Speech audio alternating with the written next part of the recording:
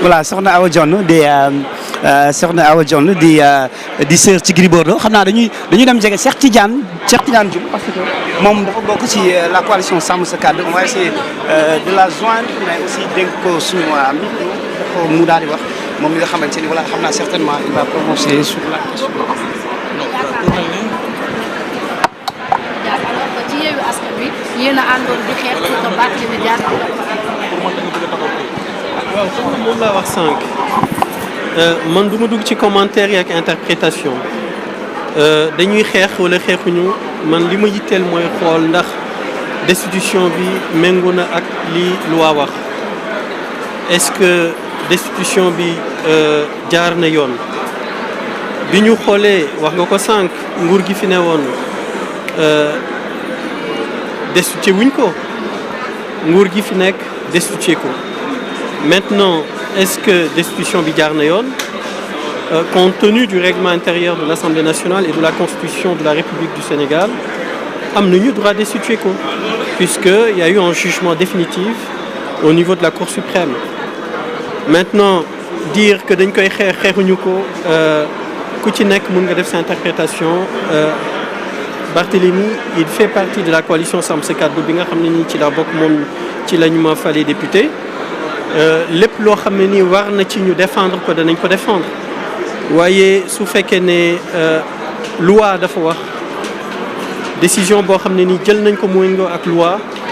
luñ ci mën mooy ñu tirer conséquences yi et conséquences yi mooy li ma leen wax mooy ñu xool naka lañ koy remplacer voilà mais man je vais pas rentrer dans les commentaires et les interprétations. Ah, ça commence à être dur, hein. En résumé, comme je l'ai dit tout à l'heure, nous avons été informés ce matin par le président de l'Assemblée nationale qui, suite à une réunion qu'ils ont tenue hier avec le bureau de l'Assemblée nationale, puisqu'ils ont été saisis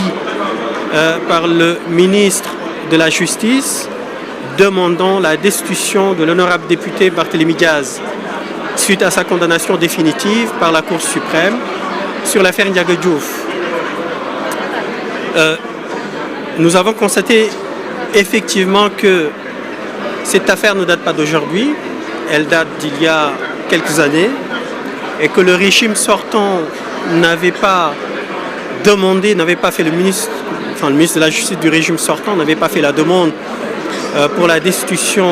de Barthélémy Dias, puisqu'il était député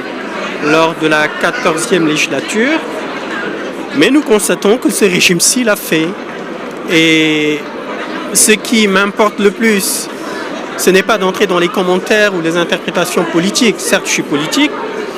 mais le plus important, c'est de vérifier si cette destitution a été faite conformément aux dispositions en vigueur, à savoir le règlement intérieur et la Constitution de notre République. Il s'avère effectivement qu'ils ont le droit, le ministre de la Justice, après un jugement pénal qui a été confirmé par la Cour suprême, de demander la radiation, ce qui a été fait. Maintenant, nous, ce que nous allons faire, c'est de voir dans les plus brefs délais qui c'est qui va le remplacer. Compte tenu de l'ordre de la liste nationale, c'est le président Déthié Fall qui va le remplacer, qui doit le remplacer. Reste à savoir s'il est intéressé. S'il n'est pas intéressé, je pense que ce sera au tour de Pape Djibril Fall. Voilà, donc c'est juste ce que je peux dire. Mais tout ce qui est interprétation et commentaire, je ne vais pas m'y atteler. Merci beaucoup.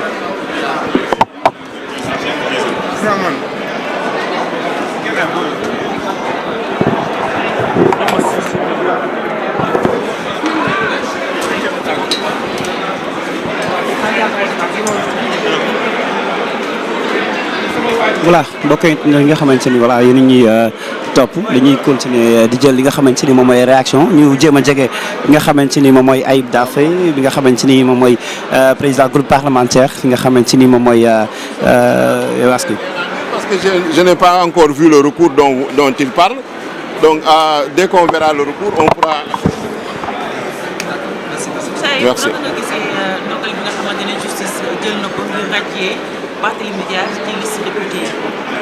waaw bon je pense que c'est l'application de la Constitution et du règlement intérieur article 61 Constitution ak article 51 règlement intérieur comme le dit l'adage la loi est dure mais c'est la loi donc c'est les textes qui sont appliqués et ñun Assemblée nationale nous ne faisons que prendre acte de ce fait parce que c'est l'article 61 de la Constitution moo ñu obligé par rapport les députés nga xam ne dañu am une condamnation pénale définitive te ministre de la Justice transmettre ñu demande bi on est obligé de les radier de la liste des députés.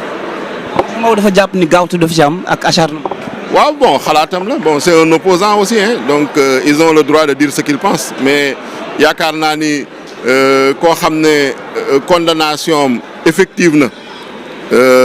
te ministre de la Justice transmettre nañu demande bi Assemblée nationale bureau lu mu mën a def rek mooy mu constater ko et prendre acte ñun daal loolu nañ ci am. En tant que président groupe parlementaire lan ngay xelal sa naataango yi nga xamante ni bokk nañ ci commission yi. waaw non ñu liggéey parce que commission moom pour liggéey la donc commission yi ñoom ñooy assurer information wu Assemblée nationale ñooy assurer tam lu ci ëpp ci contrôle de l'action gouvernementale donc ku dugg ci commission na nga ñëw participer pleinement ngay présent di bañ a absenté te nga actif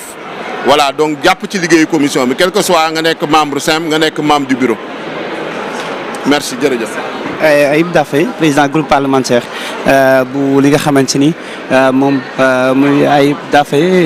bi nga xamante ni honorable donc voilà xam naa nag dinañu continuer à peu près jël li nga xamante ni moom mooy réaction yi mais bon en tout cas li ngeen mën a xam te jàpp ko mooy la décision bi nga xamante ni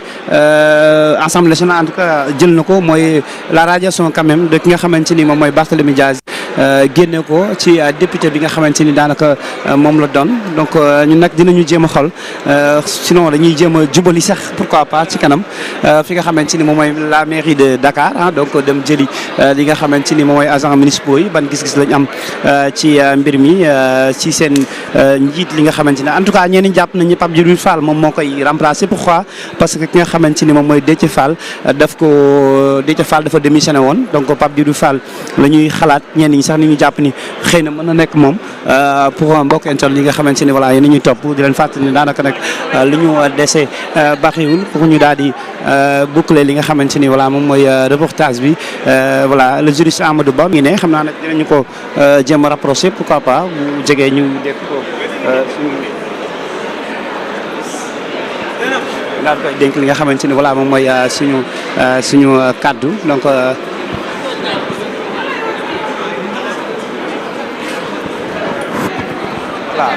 Pour voilà ñu ngi fii la séance est levée depuis tout à l'heure également arrêté nañ wala sax dakkal nañ li nga xamante ni moom mooy séance bi donc